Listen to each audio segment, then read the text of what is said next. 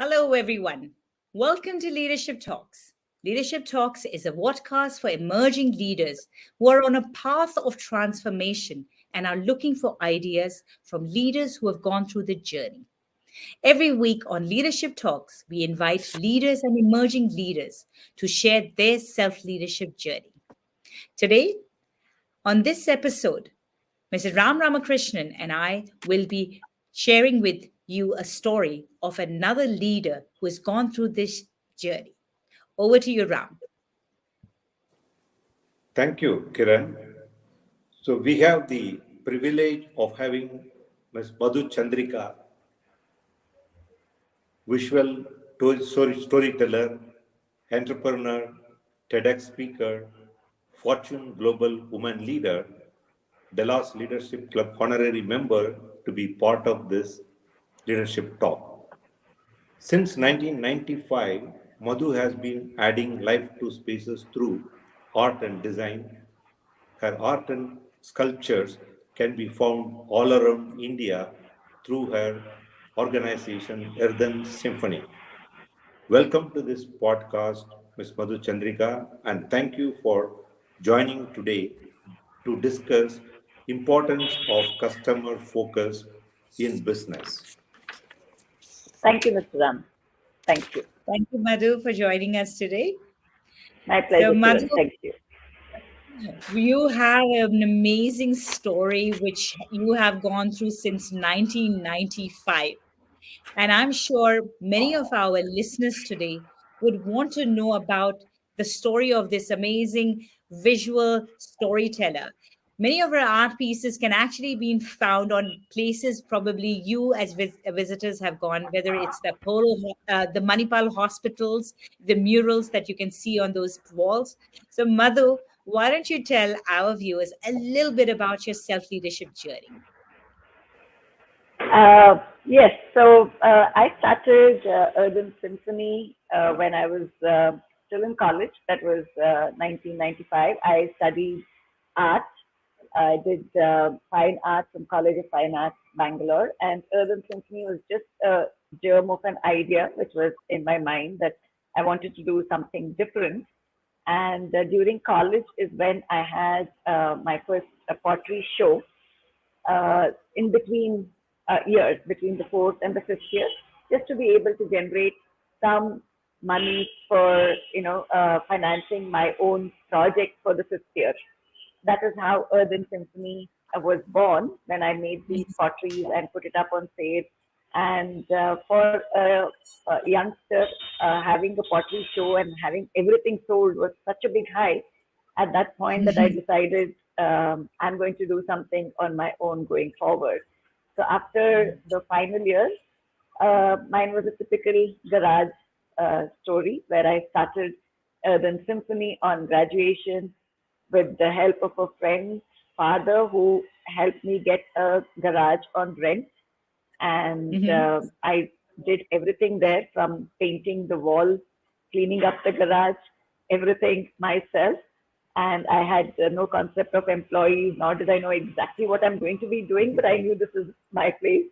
I'm going to be here morning to evening and spend every conscious moment thinking about what I'm going to be doing there. So that's how Urban Symphony started. From there, it's been Mhm. a very gradual story, organic story of growth where every project, every client has helped me grow, learn, understand, and also add things into the repertory of what I offer. And from pottery to what I do now, where we do large installations, could be ceiling installations, garden sculptures. When I say large, they are about 70 feet, 80 feet, 2,000 tons, 2,000 kgs, 2 tons weight Wow. kind of installations I do. And we are at present housed in our own studio, which is 10,000 square feet, and I have 40 people who are employed. So that has been my journey. And it's a 25-year journey that I'm talking about.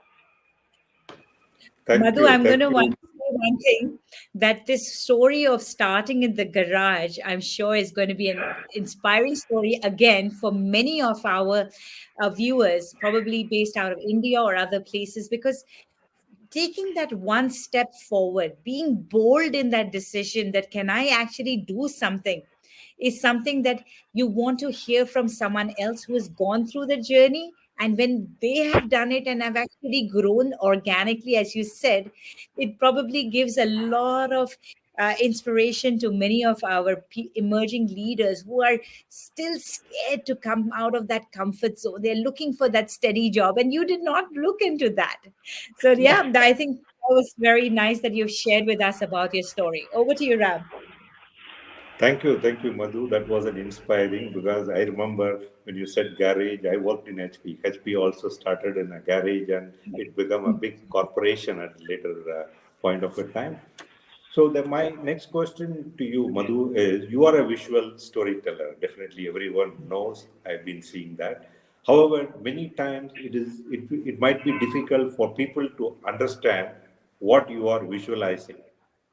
How do you provide the wow services to your customer? Hmm. So that is generally the biggest challenge of a creative person, right? There's so much running in your head. You are very clear, you know what you're thinking, but your client is not necessarily on the same mode or the same wavelength, so they cannot imagine. Finally, they are the ones who are going to pay you. So what I have done, I realized this quite early on that a client comes to me only because they are not artists themselves, but they appreciate and understand, but they're not artists themselves. So that's why they're coming to a professional to get something. But they want to be clear as to what it is that they are getting into. Now it's a different story because now I have 25 years of work behind me, which explains. I can show something and say, okay, this is going to be like this, or this will take on this. And I can show my old sketches and show what the final product is.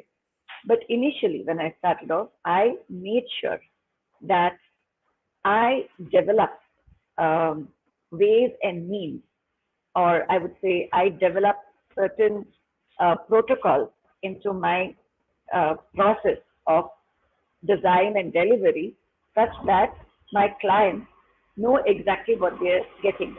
So ideally, initially what I used to do when I started was hand sketches. I used to do pencil sketches, use color pencils, color them, and then show it to a client. But from there, I improvised. I learned the software, Photoshop, Corel Draw, all the design software. So that now what I do is everything is digitally rendered, and now the software is so good, I can actually digitally show exactly how my final artwork is going to look, and then place it in location where it is going to come to scale. So there are many times the client says, "Oh, this already looks like it's done." So, but I also know that when we do it digitally, for the client it may look wow, but I know for sure there is still a lot of limitations. The final product is going to look way better than what it is. So that is my secret. I keep with myself. I tell the client, this is what I'm going to give you. And then finally we give them what the proposal is as a made product or an artwork. The wow factor is that much more because what they are expecting is what they see in the superimposed image, but what we are giving is way obviously, I mean, the 3D, the three dimension, the materiality of everything cannot be felt on a digital screen. Yeah, that's great. And I remember basically, only the sculpture knows what is it kind of a thing like that. You are that kind of a person, and always today it is good to know about it also from the time wherein it's drawing in pencil to today. The technology is assisting us to do many more things using that and helping them to get that wow factor. So I'm going to recently, add on over here. As Madhu, you're also a TEDx speaker. That means you're also a visual, well, along with being just a visual storyteller, you also have the tag of a storyteller. So I believe that as when we are speaking, you try the it's not enough that you have the concept in the mind, but actually you have Yes, to be able to communicate that concept clearly to your audience, which is obviously your yes, customer, because only when they're able to visualize, feel, yes. understand, connect with your design will they be able to actually say, okay, Madhu, I think you can go ahead with it. Am I right on that aspect? Absolutely, Kiran. So what I do is every artwork that I do is based on a concept. There is a story behind it. So my Yes. tagline is "Let us tell your story," right? Love it. So when I'm making a presentation, before I come to the actual visual of what the artwork is going to be, I spend almost about 60% of the time building up the story, Mm, communicating the story, making the client right. understand where it is that the inspiration is coming from, why I'm doing Right. what I'm doing. Once that story is there in their mind, once they see the visual and they're immediately able to relate. There is no more explanation that I need to do. So that is a process that I follow. And I very clearly say, let us tell your story. So for me, everything is about the client, their story. I speak first about them, then make the presentation of what I have for them. I love That's that great. part about it. Right, Ram? What did this was a beautiful thing that we managed to get in. That was the let me sell your story. I mean, I think as a visual creative person, it's all of us. We if we are able to capture that element, we will be able to and showcase that story to the world. Well, that's already the it's a seller, Yes, Yes, yes, that's right? great. And it is great to be, because all of us here on the stage are TEDx speakers. That is another Oh, great oh, thing to be yes. excellent. there. That's true. Right, right. So we all have been on this journey of storytelling and sharing our stories and basically coming back to that stories sell. And Yes, if we Absolutely. are So able, it's a yeah, conversation among people right now. yeah. yes, So what is that? And it's stories sell. And if we can actually convey our emotions through those stories, and people and our clients are able to understand and relate to it and go through that emotion with us, and they know that what your background thoughts were, that's Right. immediately they know that this will create that wow factor in their head. And I think that's what it Yes. Yes. And yes. then they have the story in turn to repeat and tell the people who are viewing it. That's Yes. true. That's true. Yes, Ram. Yes. great. Moving on to, and I'm sure you would have, based on the customer service, always we talk about the 10x rule, which Grant Cardone also in detail talks about. Delivering 10x value to customer is the key. And I wanted your thoughts on that. What is that you think about it, and what is your views on that? See, for me, once we have been confirmed with a particular design and an order, then I totally jump into making the artwork the best that it can possibly be. There and the background of it, there is always it's a business. End of the day, there is a buy and a sell happening. So there is going to be negotiation. There is going to be back and forth. So many negotiations and reiterations happen, but none of those come into the picture when I finally get down to actually making the artwork. That stays parked aside. My the business woman Madhu steps aside, and the artist Madhu takes over. If I have to do three color changes, I will do it. It does not matter, right? So from there, because that I believe that whatever I'm doing, finally, it's not for only me to be happy. I need to be happy and like it, because then I'm able to tell the client that, this is the best. I have given my best into it. Yes. So even with my production, I make sure the customer satisfaction or quality, and what you call as quality, I don't have a specific team as a quality control or a quality check. Everybody at every level is their own quality control um, quality control person, right? Mm, So once, like from the person who does the sanding, it is very clear that they have been told that standing is as important as my drawing, which I do initially. Because if the Mm. sanding is not done, it will show in the final product. Those bits and pieces of wood shavings will still be stuck. So the piece is not going to look good. So I make sure from the sanding, the next will be the primer applier. So the primer applier makes sure that he will not accept a piece which is not sanded right. So that way we have quality control at every step. Each one looks into the quality control and what makes it such that the final product which comes out is already at the best level possible. That's great. Making first time right is always a great thing to do. That is So where, we and don't also one of have an the, opportunity yes, to make a mistake because yes, unlike unlike a typical artist, so that is what I say. We are an art studio, a professionally run art studio. So what I say is when I commit to a time, I will give it to you in that time. Now, if I was just a freelance artist, I could say, yesterday I was not in a mood, so it's not finished. But now it's my responsibility that I have to deliver what I have told, which means there is no scope for mistake because there is no time for a repair work. yeah, that is absolutely right. A very, very valid point. One of the things, if you are eliminating that wasted efforts and wasted work kind of a thing, that itself adds into the productivity of organization, definitely.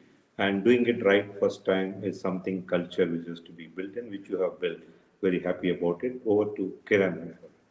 Yeah, I was also going to say that you've been building the right culture. I remember, Madhu, at our last interaction, you had once shared that each person, as you were sharing, is like they take responsibility of the system, and each process has been placed that the culture is so embedded. Do you want to share how you actually, just few seconds, about the culture aspect of how you've inbuilt it in your organization to give them the ownership so that they take the entire thing from A to B to perfection? Yes. So my team, what I happily and proudly call my team, uh, not none of them are with any prerequisites when I hire them. Only thing Yeah. I look for is attitude. They are not Mm. necessarily artistic bent of mind or not necessarily skilled in any particular thing. First is the attitude. Once I find that the attitude is Mm. good to be wanting to learn, right? Mm. And I tell very clearly, you should be ready to do anything because in my studio, I'm ready to do anything. I do the spray myself if I have to. I do the sanding if I have to, right? If I have to Mm. show some. So whenever I hire somebody, I say there's nothing like this is only your job. That is not my job. Nobody has to ever say that. Mm. Anything which you see is not done needs to be done. And if you know how to do it, you need to do it. So from there, Mm. everybody that I have taken, I have upskilled them. I Mm. have spent quite a bit of my time and effort, and I enjoy doing it in training, teaching, upskilling. And when I say upskilling, it's not only about what I need for my work. I do Mm. spend time in talking to my team and in every aspect, how they communicate, how they come across, how they present themselves, even how they plan Mm. financially their own uh, life or their family, whatever. So I do get involved in that because I feel if I know something, uh, these are people who would benefit from what I know. Mm. Work is one, and turnover, reaching a particular number is one aspect of it. But end of the day, why are we doing all that we are doing? Is because we are all people, and we are um, earning our livelihood through this. So I try to help whatever I can, and this has helped me maintain my team. In my team, I have people who have been working with me 20 plus years, 25 years, 22 years. There's nobody who's, I mean, I would say this is not even a term that I would say we know where um, people leave after they join. Whoever is joined, they just stick around at Urban Symphony. So I would just say that Madhu, that you are a leader who is invested in the growth of the team, because when the team grows, so do you grow. So that actually brings me Absolutely. to the other aspect of it, where you have been awarded as the Fortune Global Women's Leader Award in 2012, and you have been part of bringing changes, creating this work opportunities, your social responsibility. And the pandemic was actually a very difficult time for all of us. So how did you ensure that you were still able to keep your team together, you were able to do enough for the community, for the society, even in these difficult times? Would you be able to share a little bit about that? Yep, absolutely. Kiran, when the first lockdown happened, was announced rather, I really had to take quick decisions because we were not used to doing any work from home. I have a design team and a production team. Production team can do nothing from home, but my design team could. But we had Mm, no experience or no facility to be able to work from home.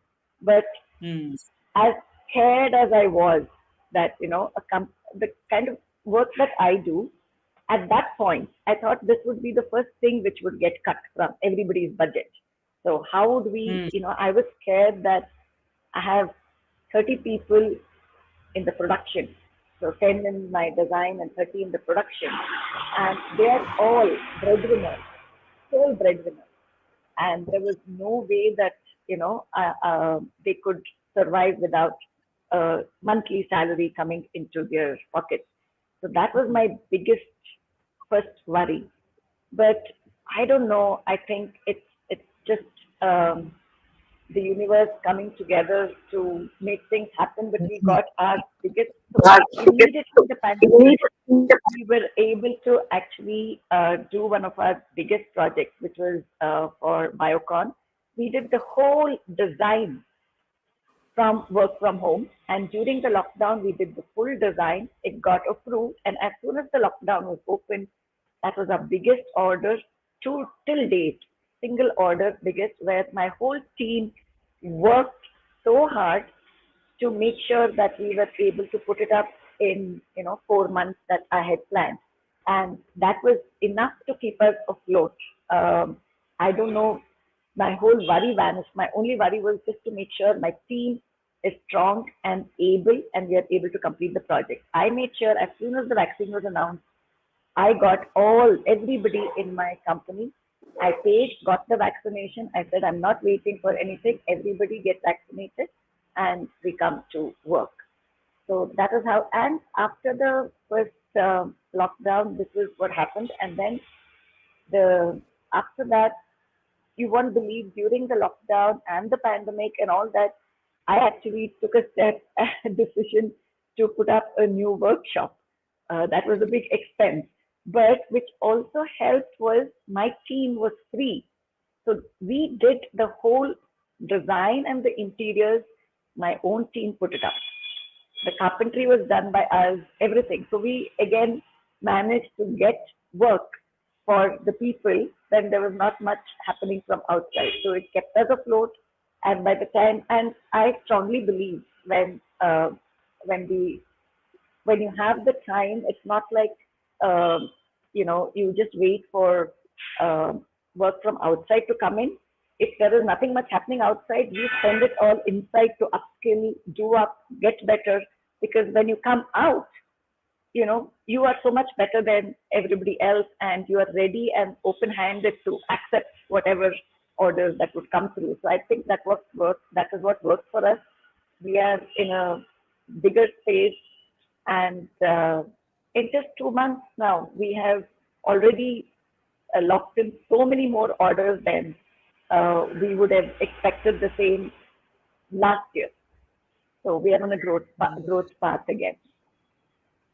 wonderful. That's great, wonderful to hear. I think how you utilized your the time on pandemic, and I've been to your studio. It is wonderfully come out, and also I think you have made use of the time and other thing. Plus, ensure.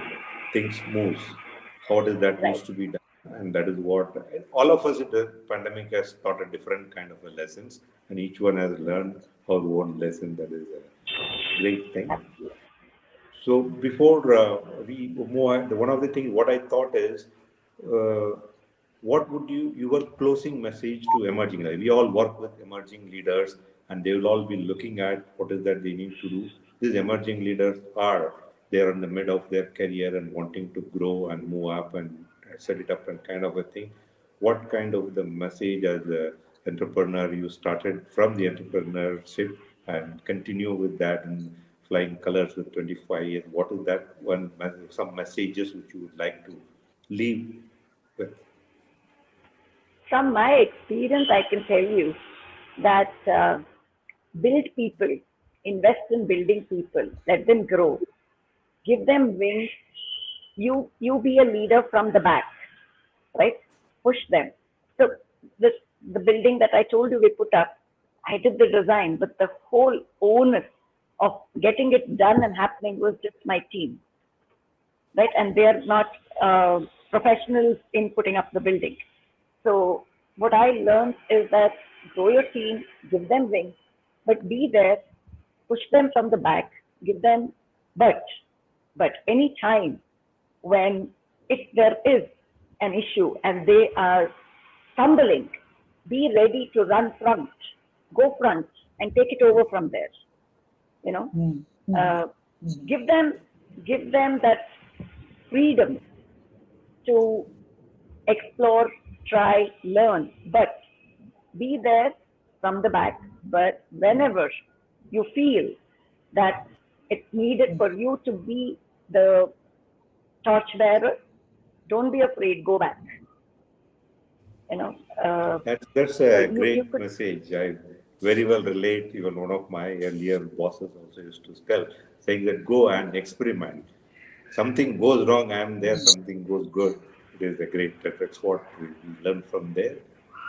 That's great. Anything else we would like to ask, Kiran? Madhu, I would first of all like to thank you for joining us today on Leadership Talks.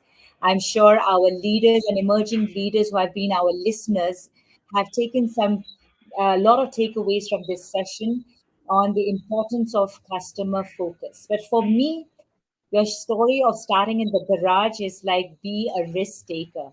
Number two, be a yes, leader who is invested in the growth of your people because when they grow, so will you. And number three, you always have your customers at the forefront. Think of their stories and how you can weave their stories and create that experience so that you can give them that wow factor. So those were my takeaways from today's session. I would like to thank Madhu Chandrika for joining us today. This is Kiran and thank Ram you. signing off till we meet next week with another leader on Leadership Talks.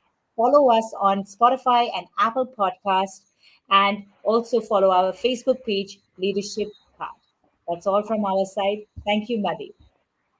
Thank you. Thank you for having me. Thank you.